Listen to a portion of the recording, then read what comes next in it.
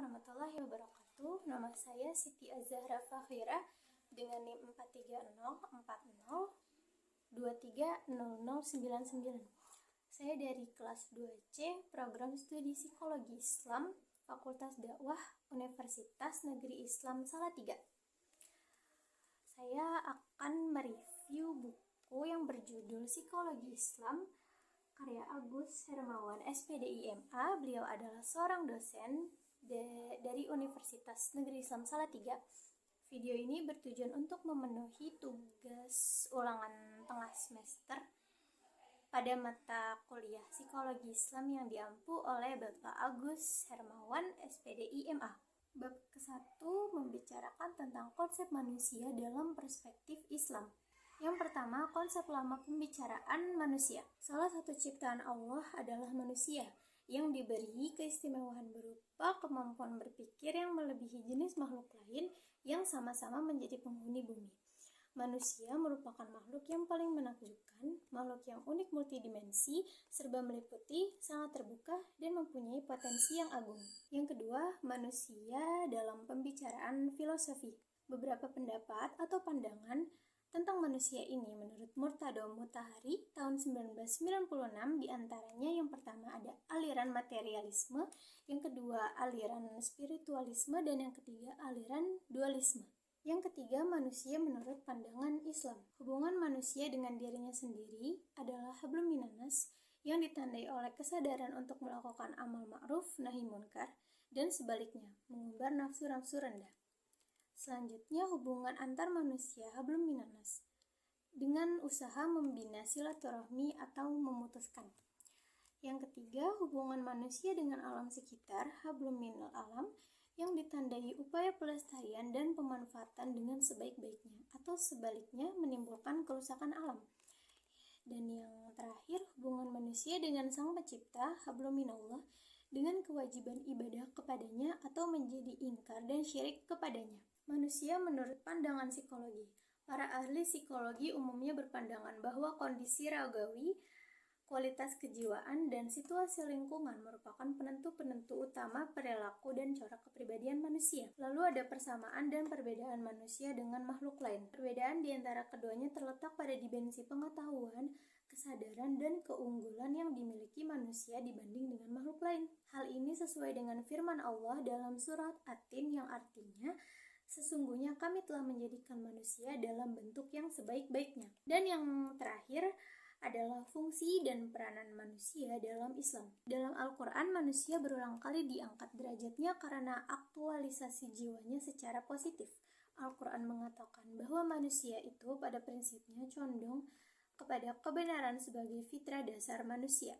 Allah menciptakan manusia dengan potensi kecenderungan, yaitu cenderung kepada kebenaran, kebaikan, keindahan, kemuliaan, dan cenderung kepada kesucian. Bab kedua yaitu pengertian psikologi Islam, objek dan ruang lingkupnya. Pengertian psikologi Islam merupakan salah satu dari kajian-kajian masalah keislaman.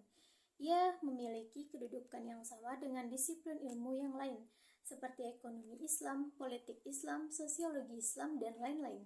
Objek kajian keilmuan psikologi Islam ada dua, yakni objek materialnya adalah manusia dan objek formalnya adalah perilaku manusia yang berdasarkan tuntunan sumber ajaran Islam. Lalu sejarah perkembangan psikologi Islam dibagi menjadi dua, yaitu sejarah perkembangan psikologi kontemporer dan sejarah perkembangan psikologi Islam. Sejarah perkembangan psikologi Islam dibagi menjadi dua. Yang pertama adalah sejarah perkembangan psikologi kontemporer, yaitu pada masa periode spekulatif dan periode empiris atau eksperimental. Dan yang kedua, sejarah perkembangan psikologi Islam pada periode klasik dan periode modern.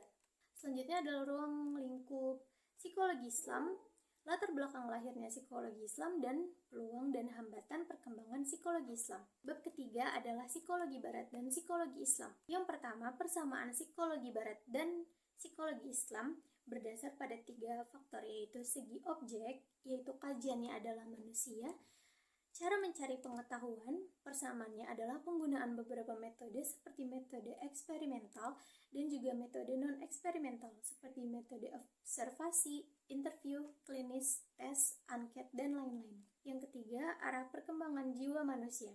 Para psikolog barat lebih concern mengkaji gejala-gejala jiwa sebagai tampilan jiwa seseorang daripada esensi jiwanya. Mereka berpendapat bahwa gejala jiwa seorang itu bisa diubah dengan pengkondisian atau stimulus tertentu. Yang kedua, perbedaan psikologi barat dengan psikologi Islam. Meskipun objeknya itu sama, yaitu manusia, namun para psikolog barat dalam melakukan kajian dan eksperimennya juga banyak sekali menggunakan objek selain manusia, tetapi juga hewan seperti tikus oleh Watson, anjing, dan juga simpanse oleh Pavlov. Cara mencari pengetahuannya, para psikolog barat berorientasi pada ilmu-ilmu sekuler, aksioma, teori-teori yang digali jauh dari unsur transcendental yang secret. Lain halnya dengan para psikolog muslim yang lebih berorientasi pada Al-Quran dan hadis, meskipun juga mempergunakan metode-metode yang sama. Perbedaan arah perkembangannya, jiwa psikolog barat dengan Islam dibagi menjadi 5 aliran, yaitu yang pertama ada aliran Freudianisme. Arah perkembangannya mencapai kepuasan dan seimbang antara ID dan superego. Yang kedua, behavioris. Arah perkembangannya membentuk respon sesuai dengan kehendak lingkungan. Selanjutnya ada cognitive psychology.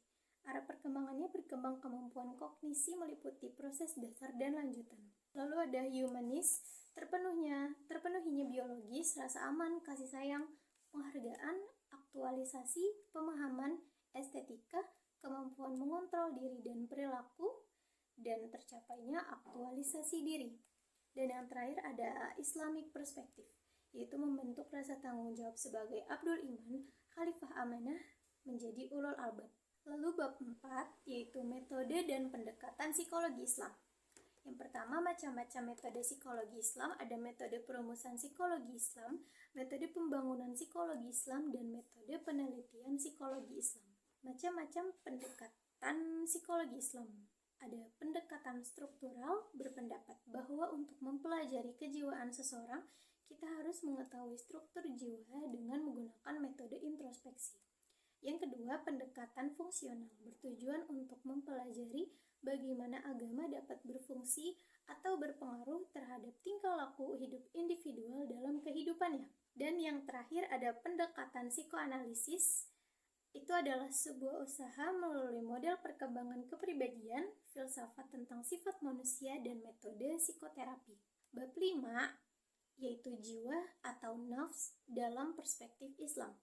Pengertiannya itu adalah kesatuan psikofisik, jiwa dan raga serta keseluruhan aspek dan dimensi psikis manusia yang terdiri dari akal, nafsu, kalbu, ruh, dan fitrah manusia. Lalu ada konsep penyusun jiwa, terdiri dari akal, nafsu, qalb atau hati, ruh, dan fitrah. Lalu tingkatan jiwa memiliki 3 tingkatan atau golongan.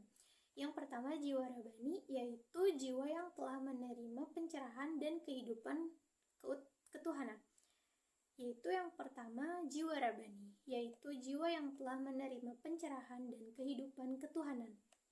Yang kedua, jiwa insani, yaitu jiwa yang berada antara jiwa rabani dan jiwa hewani. Yang ketiga, jiwa hewani, yaitu jiwa yang sejalan dengan watak manusia yang selalu mengajak hati mereka kepada perbuatan syahwat dan kesenangan. Selanjutnya, fungsi jiwa bagi manusia adalah untuk menemukan penghayatan ma'rifah kepada Allah Subhanahu wa Ta'ala, karena dengan hati manusia bisa menghayati segala rahasia yang ada di alam gaib. Lalu hati sebagai bagian aspek jiwa berfungsi untuk beramal hanya kepada Allah Subhanahu wa Ta'ala. Sedangkan anggota badan lainnya hanyalah alat yang dipergunakan oleh hati.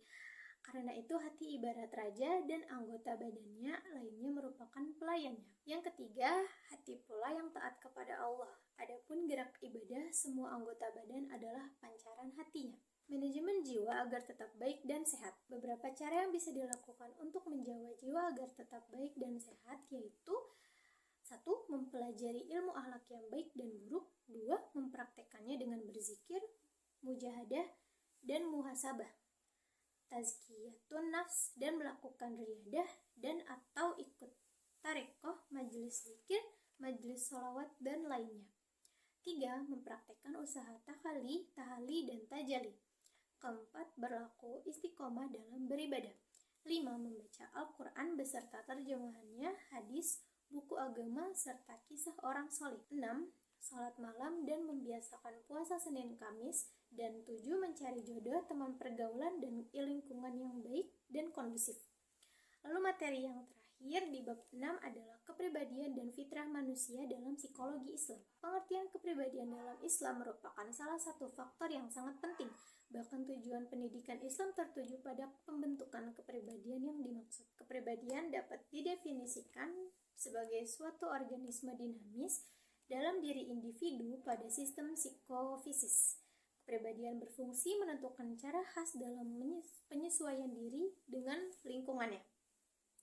Lalu bentuk dan tipe kepribadian dalam Al-Quran. Di dalam Al-Quran, pengklasifikasian kepribadian manusia berdasarkan akidah menjadi 3 golongan, yaitu mukmin, kafir, dan munafik. Fluktuasi jiwa manusia. Sehubungan iman itu bertempat di hati, setiap manusia yang sifatnya bolak-balik berubah-ubah karena akibat perseteruan antara akal dan nafsu, maka iman seseorang mengalami fluktuasi atau naik turun. Hal ini sejalan dengan teori psikologi kepribadian bahwa manusia yang terdiri atas ID, ego, dan superego akan membuat kepribadian seseorang akan baik manakala dalam keadaan sadar dan akan berkepribadian buruk manakala ia tidak sadar atau lupa. Fitrah manusia dalam Islam. Dalam makna ini menjadikan manusia tetap pada jati dirinya sebagai manusia, yakni makhluk yang diciptakan dari 2 unsur, yakni tanah, jasmani, dan ruh ilahi, akal dan rohani. Fitrah harus berinteraksi dan berdialog dengan lingkungan eksternal. Untuk mampu berdialog memerlukan satu lembaga yang lebih kondusif untuk pertumbuhan dan perkembangan fitrahnya. Maka pendidikan merupakan lembaga yang paling strategis untuk mengarahkan fitrah itu sesuai dengan apa yang dimaksud Al-Quran Suci. Konsep fitrah juga menuntut agar pendidikan Islam harus bertujuan mengarahkan pendidikan dalam terjalinnya ikatan kuat seorang manusia dengan Allah. Pada buku Psikologi Islam ini memiliki banyak kelebihan. Salah satunya materi disampaikan dengan jelas dan detail sehingga pembaca akan memahami materi yang disampaikan. Juga memakai bahasa yang dapat dimengerti oleh pembaca. Kekurangan pada buku ini tidak terdapatnya gambar atau ilustrasi dan juga warna pada setiap bab. Sekian video dari saya. Terima kasih sudah menonton. Wassalamualaikum warahmatullahi wabarakatuh.